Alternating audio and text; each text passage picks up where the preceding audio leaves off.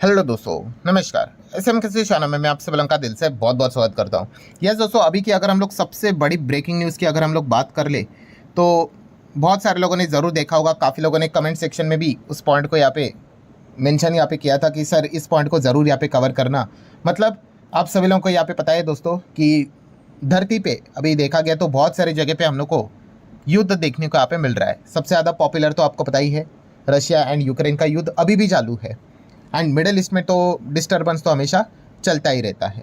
पर अगर देखा गया दोस्तों तो मोस्ट पॉसिबल क्लोजेस्ट वॉर हम लोगों को अभी आने वाले समय में कौन सा देखने को मिल सकता है, तो उसका चांसेस है ईरान एंड अमेरिका। हाँ, ईरान अमेरिका, और उसमें आप इसराइल को भी जोड़कर यहाँ पे देख सकते हो। सो ईरान अमेरिका को लेकर बार बार हम लोग को काफ़ी सारी नेगेटिव खबरें देखने को मिली है कि अब अटैक हो सकता है, तब अटैक हो सकता है। इनफैक्ट बीच में एक बहुत बड़ा अटैक अमेरिका ने ईरान के ऊपर किया भी था, B2 बॉम्बर के साथ, आप सभी लोगों को यहाँ पे पता ही है। सो इसी से रिलेटेड दोस्तों कभी भी कोई भी खबर निकल कर आती है, वॉर जैसी चीज़ें, तो ये चीज़ें चलती रहती है। इसके ये कोई अभी की बात नहीं, इसके पहले भी हम लोगों ने देख लिया है। बट इंपॉर्टेंट मुद्दा कब बन जाता है, जब क्रूड ऑयल की अगर बात कर ली। यस, क्रूड ऑयल के प्राइजेस में जब बहुत अच्छी जंप देखने को आप पे मिल जाती है। मतलब आप देख सकते हो ब्रेंट क्रूड यहाँ पे लगभग $70, 70 क्या, $70.54 प्रति बैरल पे जाते हुए देखने को मिल चुका है। 2.5% की तेज़ी। और WTI की भी अगर बात कर ले तो मोर देन 2.5% की तेज़ी हम लोग को देखने को यहाँ पे मिल रही है। बाकी भी अगर आप चेक करोगे क्रूड नेचुरल गैस को भी, तो वहाँ पे भी हम लोग को तेज़ी देखने को यहाँ पे मिल रही है। तो कोई भी खबर इस प्रकार की निकल कर आती है, एंड अलॉन्ग विद दैट जब ऑयल के प्राइजेस में भी बड़े मूवमेंट्स हम लोग को देखने को मिल जाते हैं, सो कुछ ना कुछ पर्दे के पीछे बड़ी खबरें हम लोग को देखने को मिल रही है, ये समझ में यहाँ पे आ जाता है। एंड अगर देखा गया दोस्तों तो फिलहाल इसी को लेकर एक खबर फिलहाल तो हम लोग को फोकस में आते हुए देखने को यहाँ पे मिल रही है। सो दोस्तों आप सभी लोग यहाँ पे देख सकते हो, जो इसराइल के अगर हम लोग यहाँ पे बात कर ले तो आप सभी लोगों को यहाँ पे पता ही है, मतलब जो प्राइम मिनिस्टर हम लोग को देखने को मिल जाते हैं इसराइल के, वो फिलहाल अब हम लोगों को ट्रम्प को मिलने के लिए US जाते हुए देखने को यहाँ पे मिल रहे हैं। यस दोस्तों, और इसके पीछे का रीज़न क्या है, Iran nuclear talk reach a critical stage. मतलब आप सभी लोगों को यहाँ पे पता ही है दोस्तों कि इसके पहले भी काफ़ी वार्निंग्स हम लोग को देखने को यहाँ पे मिल चुके हैं। ट्रंप ने तो अभी देखा गया तो 24 घंटे भी नहीं हुए हैं, ईरान को धमकी देके यहाँ पे रखी हुई है कि अगर अमेरिका के डिमांड अगर फुलफिल अगर यहाँ पे नहीं हुए तो समथिंग वेरी टफ, मतलब कुछ ना कुछ तो हम लोगों को यहाँ पे होते हुए देखने को मिलेगा। ये धमकी फिलहाल तो अमेरिका ने देखे यहाँ पे रखी हुई है, ट्रंप ने यहाँ पे ईरान को देके रखी हुई है। एंड फिलहाल अगर देखा गया तो आप यहाँ पे देख सकते हो ट्रंप ने एक और हिंट देके रखा हुआ है कि वो उनका second aircraft carrier middle east में ईरान के करीब भेजते हुए देखने को यहाँ पे मतलब इससे रिलेटेड हम लोग को खबर देखने को मिल रही है। इसके पहले ही आप सभी लोगों को पता ही है, अब्राहम लिंकन की अगर बात कर ले, जो इनका बहुत बड़ा एयरक्राफ्ट कैरियर देखने को मिला है, वो ऑलरेडी मिडल ईस्ट में हम लोग को देखने को मिला है। और एक और एयरक्राफ्ट कैरियर, मतलब दो एयरक्राफ्ट कैरियर ईरान के रेंज में हम लोग को देखने को यहाँ पे मिलने वाले हैं। सो काफ़ी टेंस माहौल फिलहाल तो हम लोग को बनते हुए देखने को यहाँ पे मिल रहा है।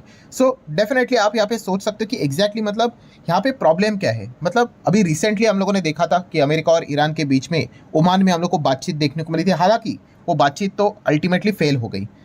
मतलब क्या, अमेरिका ने कुछ अपने डिमांड सामने रखे थे, ईरान ने भाई वो डिमांड को यहाँ पे नहीं माना है। सो इसी चीज़ के चलते ये कॉन्फ्लिक्ट हम लोग को और बड़ा होते हुए देखने को यहाँ पे मिल रहा है। अब जिसको इसके रिलेटेड यहाँ पे अगर पता नहीं है कि एग्जैक्टली दिक्कत क्या है, तो दोस्तों आप सब लोगों को यहाँ पे बताना चाहूँगा। सबसे पहला पॉइंट है यहाँ पे nuclear weapon development. Nuclear weapon development मतलब यहाँ पे ईरान यहाँ पे न्यूक्लियर से रिलेटेड, मतलब हम कह सकते हैं न्यूक्लियर बॉम्ब बनाने की कोशिश यहाँ पे कर रहा है।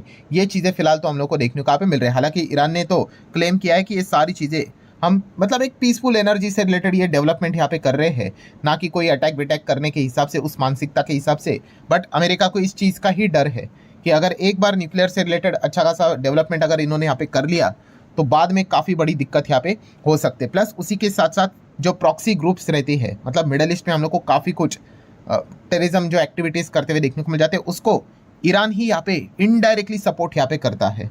तो ये भी एक फिलहाल तो चीज़ें हम लोग को डिस्टर्बेंस वाली देखने को मिल जाती है। एंड आपको पता ही है सबसे पुराना जो फाइट देखने को मिल जाता है किसके बीच में, इसराइल एंड ईरान के बीच में। ईरान ने तो काफ़ी बार ये धमकियां तक देके रखी हुई है कि इसराइल को भी ख़त्म करेंगे, ठीक है। एंड जस्ट इमेजिन कि अगर उनके हाथ अगर न्यूक्लियर से रिलेटेड सारी चीज़ें अगर वो सक्सेसफुली अगर डेवलप कर पाए तो सबसे ज़्यादा खतरा इजराइल के ऊपर ही हम लोग को देखने को यहाँ पे मिल सकता है। तो इसीलिए इजराइल को बचाने के लिए, यहाँ पे डिफेंड करने के लिए अमेरिका बीच बीच में हम लोग को आते हुए देखने को यहाँ पे मिल जाता है।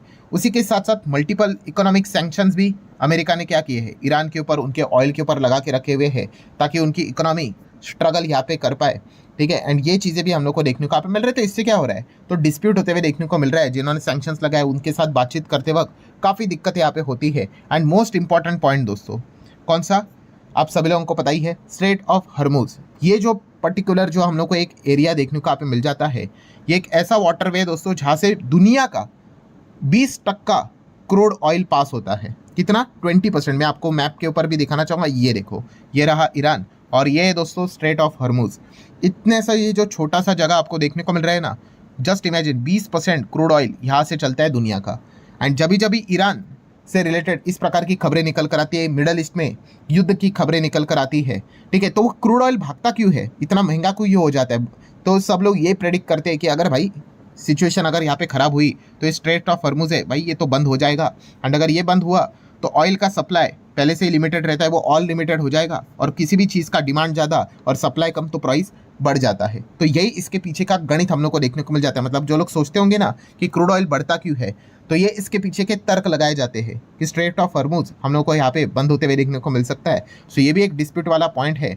एंड उसी के साथ साथ अगर देखा गया सो आपको पता ही है, ईरान के काफ़ी सारे जो हायर लेवल के हम लोग को मिलिट्री से रिलेटेड काम करने वाले लोग हैं, उनके ऊपर भी काफ़ी अटैक अमेरिका कर चुका है, ड्रोन से स्ट्राइक कर चुका है, उनकी जानें भी यहाँ पे जाते हुए देखने को मिले। तो ये रिवेंज वाली चीज़ें यहाँ पे लगातार चलती रहती है। एंड मिसाइल टेक्नोलॉजी की बात कर ले, यस, मतलब ईरान आपको पता ही है फिलहाल तो डेवलप कर रहा है लॉन्ग रेंज बैलिस्टिक मिसाइल, ठीक है, और अमेरिका ये चाहता है कि भाई वो इसमें यहाँ पे इन चीज़ों को रोक दे, क्योंकि इंटरनेशनल सिक्योरिटी मतलब दुनिया के शांति के लिए यहाँ पे खतरा है, इंटरनेशनल सिक्योरिटी के लिए एक बहुत बड़ा थ्रेट है।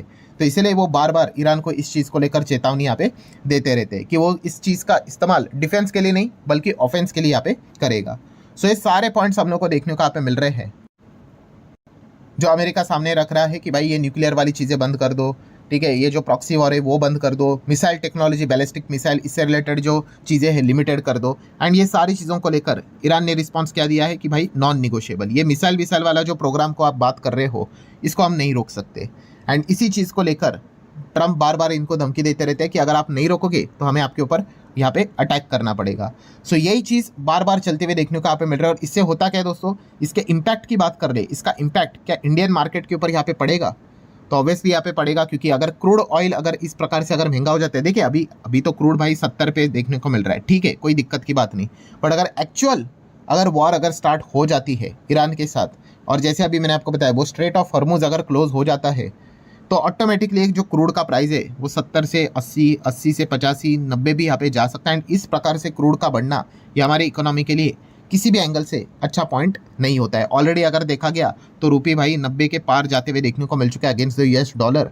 एंड क्रूड का अगर दाम अगर बहुत ज़्यादा शूट अगर हुआ तो आपको पता है हमारा इंपोर्ट बिल जो इतना ही ऑलरेडी हायर लेवल का रहता है वो और ज़्यादा बढ़ते हुए देखने को यहाँ पे मिल सकता है। एंड ट्रेड डेफिसिट में और ज़्यादा हम लोगों को मतलब ओवरऑल नुकसान यहाँ पे होते ही रहेगा। एंड जीडीपी के ऊपर भी उसका दबाव यहाँ पे आ ही जाता है। तो ये इसके पीछे के हम लोग को ओवरऑल चेंज देखने को यहाँ पे मिल जाते हैं। एंड बाकी अगर स्ट्रैटेजिक लेवल पे अगर बात करें तो हमारा जो चाबहार पोर्ट की अगर बात कर ले, आपको पता ही है तो देखा गया तो own by the Iran port only, but इसका जो ऑपरेशन की बात कर ले तो इंडियन पोर्ट ग्लोबल लिमिटेड ये फिलहाल तो इसको ऑपरेट करते हुए देखने को यहाँ पे मिल जाता है। बट अगर ईरान के ऊपर अगर अटैक होता है, अगर सिचुएशन अगर ख़राब होती है तो चाबहार पोर्ट से रिलेटेड भी चीज़ें दिक्कत में आते हुए देखने को यहाँ पे मिल सकती है।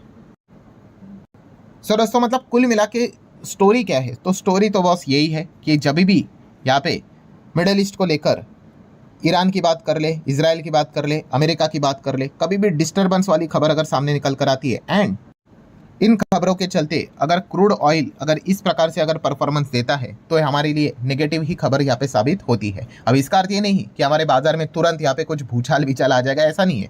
70 के आसपास चीज़ें चलती रहेगी, कोई दिक्कत की बात नहीं। इसके पहले भी 70 तक चली गई थी चीज़ें, वापस वो नीचे यहाँ पे आ जाती है। बट अगर यहाँ पे अगर सीरियस सिचुएशन अगर क्रिएट अगर हो जाती है, जो कि 2026 में भाई एक्सपेक्टेड ही है कि आज नहीं तो कल, परसों नहीं तो नरसों 2026 में ईरान के ऊपर बहुत बड़ा सीरियस अटैक अमेरिका यहाँ पे कर सकता है अलॉन्ग विद द इजराइल। सो अगर ऐसा चीज़ हो जाती है एंड स्ट्रेट ऑफ हर्मुज अगर बंद होके ब्रेंट क्रूड अगर बहुत ज़्यादा बढ़ जाता है 75, 80, 85, 90, तो फिर ये काफ़ी ज़्यादा दिक्कत यहाँ पे होगी ही होगी। ठीक है, अब वो कब होगा नहीं होगा वो तो बात की बात है, बट ये एक नेगेटिव पॉइंट है जिसको आपने हमेशा अपने रडार के ऊपर यहाँ पे रखने हैं। एंड जब भी अटैक विटैक की जो बातें होती है वो खास करके हमने देखा है भाई सैटरडे संडे ही हम लोग को होते हुए देखने को मिल जाता है। सो ये भी एक पॉइंट रहता है, इसलिए जब भी खास करके सैटरडे संडे मतलब फ्राइडे की रात की अगर बात कर ले, उसके बाद इसी चीज़ के ऊपर ध्यान रहता है कि कहीं कोई अटैक विटैक तो नहीं होगा। तो फिलहाल तो ये एक सिचुएशन हम लोग को फिलहाल तो क्रिएट होते हुए देखने को मिल रही है एंड क्रूड इस चीज़ के चलते ऊपर जाते हुए देखने को मिल रहा है। सो ठीक है दोस्तों, जितने इंपॉर्टेंट पॉइंट्स थे सारे यहाँ पे कवर कर लिए हैं। ठीक है, इससे क्या होता है, क्रूड से रिलेटेड काम करने वाली जो कंपनियां भी होती है वो भी दबाव में हम लोग को आते हुए देखने को यहाँ पे मिल जाती है। बहुत सारी कंपनियां, टायर वाली कंपनियां, सीमेंट वाली कंपनियां, केमिकल वाली कंपनियां, ठीक है, देन एयरलाइन में काम करने वाली कंपनियां, जेट फ्यूल इसी से ही तो बनता है। ठीक है, तो वो दिक्कत में हम लोग को आते हुए देखने को मिल जाती है। तो लेट्स सी, यहाँ पे देख लेते हैं एग्जैक्टली आगे क्या पॉजिटिव डेवलपमेंट निकल कर आता है कि नहीं। एंड अगर क्रूड अगर वापस शांत अगर हो जाता है तो अच्छी बात रहेगी। ठीक है, सो इसके ऊपर अभी हम लोग को फोकस यहाँ पे रखना पड़ने वाला है। सो आशा करता हूँ दोस्तों वीडियो हेल्पफुल लगा होगा, चाहो तो लाइक एंड शेयर कर सकते हो। मिलते हैं अगले वीडियो में, तब तक के लिए बाय बाय।